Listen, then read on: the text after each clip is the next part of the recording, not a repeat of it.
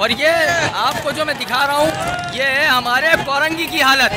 पिछले 3 घंटे से ये एहतजाज जारी है, लेकिन 3 घंटों के अंदर पिछले 3 घंटों के अंदर ना कोई यहाँ तो एमपीए आया, ना यहाँ कोई एमएनए आया, ना यहाँ कोई टाउन चेयरमैन आया। आवाम परेशान हो रही है, दूसरी जानिब आवाम एहतजाज कर रही है, लेकिन कोई पुरसाने हाल नहीं है इस कोरंगी का, क्योंकि हमारा कोरंगी लावारिस हो चुका है। इस कोरंगी को कोई पूछने वाला नहीं है।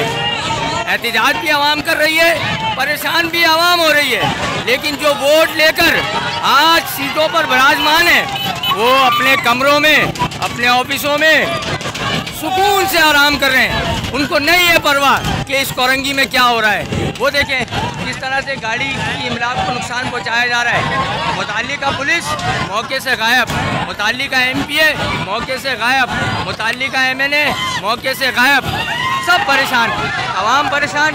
ये देखें, ये आवाम को वोट देने का नतीजा मिल रहा है, वोट देने का।